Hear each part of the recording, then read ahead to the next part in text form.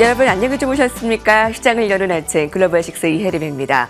오늘 뉴욕 증시 마감은 혼조입니다. 거래가 마감이 되었을수록 상승폭을 줄이거나 또 나스닥은 하락으로 전환됐는데요. 오전까지만 해도 상승을 유지하던 뉴욕 증시가 이렇게 좀 전환점을 맞이하게 된 계기는 페드의 매파적인 목소리입니다.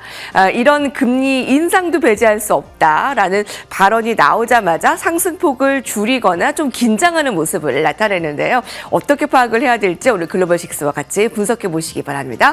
클로징 라이브부터 시작하겠습니다. 김태수 외신위원 연결하겠습니다.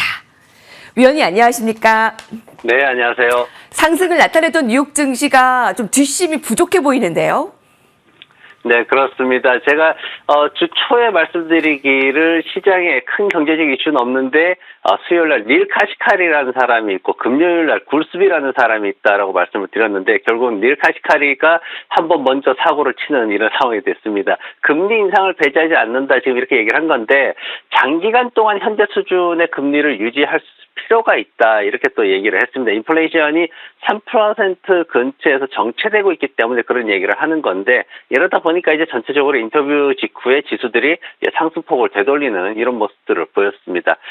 그 외에 이제 경제지표 관련해서는 리테일 소매 판매 지수가 있었는데 이제 레드북에서 발표한 지수가 있었는데 지금 보면 6% 정도 증가를 했습니다. 지금 시장에서는 2월달에 지난 2월달에 3% 아래로 떨어졌다가 계속해서 상승세를 유지하고 있고 시장의 어떤 소비 부분에 있어서는 그래도 안정되게 유지가 되고 있다라는 걸 반영을 하고 있고요. 종목별로 이제 이슈들이 좀 많았습니다. 디즈니 같은 경우에는 이제 인도 쪽에 이제 사업을 확장을 하면서 20억 달러 정도의 비용을 많이 들였습니다. 그럼에도 불구하고 디즈니 플러스 핫스타 인도 쪽 사업이 손실이 나는 이런 결과가 나왔는데 앞으로도 이제 또 적자가 더 날 것이다 이렇게 또 예상이 되고 있습니다. 그래서 지금 실적은 매출과 순이익이 기대치를 충족하는 모습을 보이기도 했는데 기대되는 그런 부분들에 있어서 굉장히 좀 실망스러운 모습들이 나오다 보니까 주가가 10% 가까이 하락하는 모습이 나왔습니다. 애플 같은 경우에는 아이패드 라인업을 갖다 새로 이렇게 보여줬거든요. 근데 시장에서 주가가 그렇게 잘 움직이지를 못했습니다. 여러 가지 이제 다양한 제품 라인업을 보였는데 특히 이제 중요한 게 뭐였냐면은 자체적으로 개발한 M4 칩이 이제 제공이 된다. 애플 제품에 이렇게 들어간다라고 얘기를 했는데 지금 애플 자체적으로는 M4 칩에 대해 가지고 뭐 AMD나 다른 어떤 그 반도체 칩 만드는 회사들보다도 더 강력하다라고 말을 하고 있지만 실제 시장에서는 그렇게는 아직은 반응을 하지 않고 있는 상황이고 시장에서는 오히려 애플의 어떤 신제품이나 인공지능 관련된 얘기들보다는 주가 하락했을 때 저가 매수라는 쪽에서 좀 더 반응을 보이는 모습입니다. 구글 같은 경우에도 지금 스마트폰 픽셀 8A라는 이 제품을 갖다가 이제 출시를 했는데 499달러부터 시작을 합니다. 굉장히 저렴하게 시작을 하죠. 인공지능 관련돼서 다양한 인공지능 기능들이 탑재가 돼 있다. 그러면서 사진이라든가 비디오라든가 텍스트라든가 다양한 것들을 이제 인공지능으로 편집하거나 재생성할 수 있는 이런 기능들이 추가가 되면서 주가가 한 2% 정도 상승하는 모습을 보였습니다.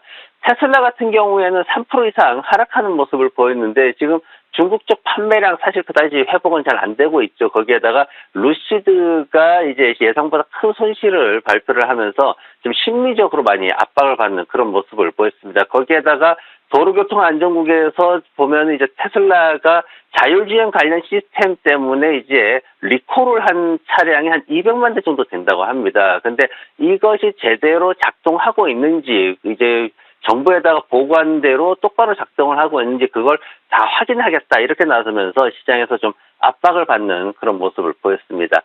지난밤에 여러 가지 이슈들이 있었는데 가장 이제 사람들이 많이 얘기했던 게 뭐냐면은 게리 실링이라는 사람이 있습니다. 이 사람이 이제 굉장히 시장의 애널리스트로 시장을 예측을 잘하는 즉 2008년도 이때 이제 금융 위기나 이런 것들을 갖다 정확히 예측을 했던 분이기도 한데 그분이 이제 나와가지고 시장에 폭락 가능성이 있다라는 얘기를 했습니다. 그래서 이 부분에 대해서 이제 다들 좀 주목을 했는데 어떤 상황이냐면은 연말까지 경기 침체가 오게 되면은 주식시장이 한 30% 정도 하락할 수 있다. 굉장히 크게 하락하는 거거든요. 그래서 이 부분을 얘기를 한 건데 최근에 어떤 암호화폐 시장의 상승세 이런 것들이 시장의 어떤 그 불안정한 심리를 많이 반영을 한다 이렇게 얘기를 한 거고, 그리고 또 하나는 지금 전문가들이 예측을 했던 이런 것들을 일반인들도 다 이제 인식을 해가고 있는 상황이 되고 있는 이런 상황에서 이제 전반적으로 어떤 모멘텀이 사라지는 그런 것들을 얘기를 했습니다. 그러면서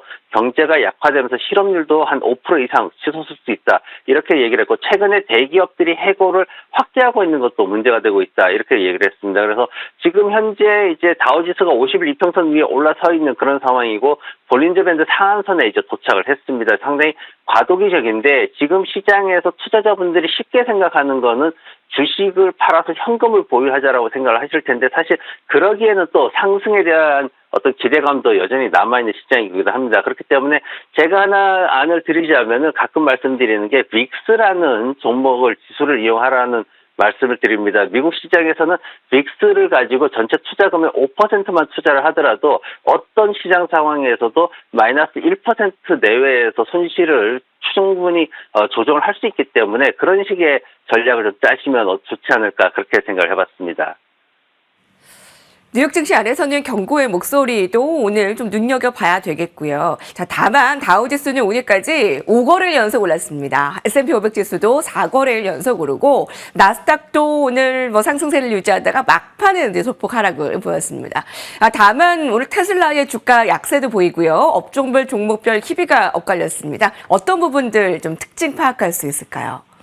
네, 기술주들이 엔비디아가 하락하면서 정보기술과 통신 서비스가 엇갈리는 모습이 나왔고요. 소비재들도 엇갈렸습니다. 경기 침체 이슈가 부각되면서 필수 소비재 업종은 상승을 했는데 임의 소비재 쪽은 하락하는 모습을 보였습니다. 테슬라가 이제 하락하는 영향이 좀 컸죠. 하지만 이제 의류 산업 쪽이 소폭 상승을 했는데, 지난밤에 크록스 실적 발표가 있었는데 크록스가 최고가를 기록을 했습니다. 7% 상승하면서 136달러를 기록을 했는데, 이 크록스 신발 팔아가지고 이렇게까지 많이 벌 수 있냐 하는데, 사실 굉장히 전 세계적으로 80개국에 판매가 되고 있습니다. 그래서 매출이 9억 3,900만 달러가 나왔고요. EPS가 3달러 2센트가 나왔습니다. 굉장히 크게 기대치를 올라서는 모습이었고, 연간으로 봤을 때도 EPS가 12.25달러에서 12.73달러 정도로 이렇게 전체적으로 가이던스가 인상이 되면서 시장에 어떤 자신감을 좀 많이 내비쳤습니다. 그러면서 주가가 크게 상승하는 모습이었고, 데이터독이 실적을 발표를 했는데, 지금 데이터독이 시장에서는 지금 주당 44센트 정도 EPS를 발표를 했습니다. 전년 대비해서 29% 증가를 했고, 매출도 한 27% 증가를 했습니다. 성장이 조금 가속화되고 있다 그렇게 얘기를 했는데, 근데 이제 시장에서 투자자들이 이 부분에 대해서 평가를 하기보다는 지금 빌링스라는 지표가 있습니다. 이 빌링스가 뭐냐면은 일반적인 회계가 거래가 발생하는 시점에 매출을 인식하는 발생주의를 따르는데, 이 빌링스라는 지표는 실제 청구된 금액, 빌링이 됐을 때를 가지고 인식을 하는 그런 방법입니다. 근데 이게 시장에서 지금 보면은 어떤 앞으로의 가이던스를 충분히 예상치를 충족시키지 못하는, 한 5천만 달러 정도 충족시키지 못하는 이런 결과가 나왔습니다. 그러다 보니까 주가가 11%나 급락하는 모습을 보였고, 다만 이제 데이터독의 매출이 늘어나면서 아마존닷컴이나 이런 대기업들의 클라우드 산업은 견고하게 잘 성장하고 있다, 이런 또 평가도 나오기도 했습니다.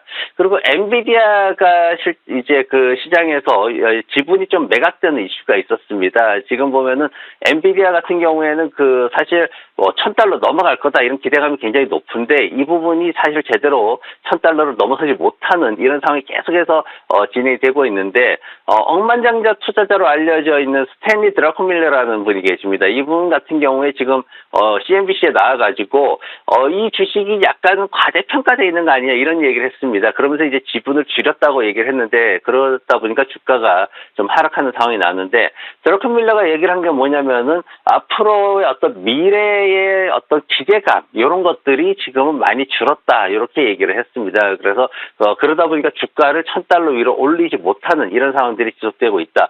그러다 보니까 이제 22일 날 이제 실적 발표를 앞두고 있는 상황에서 이 드라코밀러라는 사람은 어떤 기대감이 줄어 있는 상황이기 때문에 주가가 크게 올라가지는 못할 것이다라고 본 거고, 지분을 좀 줄이면서 이제 리스크 관리를 해가는 이런 모습을 보이고 있습니다. 지금 시장에서는 이제 22일 날 실적 발표를 하는데 246억 달러 매출에 $5 20센트 정도의 순이익을 예상을 하고 있습니다. 그래서 한 400% 이상, 매출도 200% 이상 이렇게 오를 것으로 또 크게 기대를 하고 있는데 이 부분이 충족될 수 있을지를 좀 관심 있게 지켜봐야 되고 지금 시장에서 UBS라든가 아니면 뱅크 오브 아메리카라든가 HSBC 그리고 크루이스트 이런 굉장히 많은 기관들이 앞으로의 목표가를 1,100달러 수준에서 조금씩 움직이는 이런 모습들을 보이고 있는데 적절한 구간에서 앞으로 어떤 조정이 일어난다라고 가정했을 때도 좀 짧게 이렇게 기간을 보고 재매수 구간을 설정하는 데 치중을 하셔야지 전체적인 수익률을 높일 수가 있지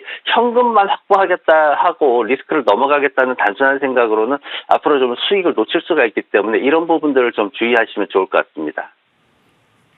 최근 사흘 동안 엔비디아가 10%가량 오르면서 이제 $1,000 이상의 좀 목표가까지 좀 향해 가고 있는데 오늘은 좀 쉬어갑니다. 그리고 이제 여름이 오면서 이제 크록스의 계절, 오늘 주가 사상 최고가 흐름도 살펴볼 수 있었습니다. 김태수 외신위원과 함께했습니다. 위원님 감사합니다. 네, 고맙습니다.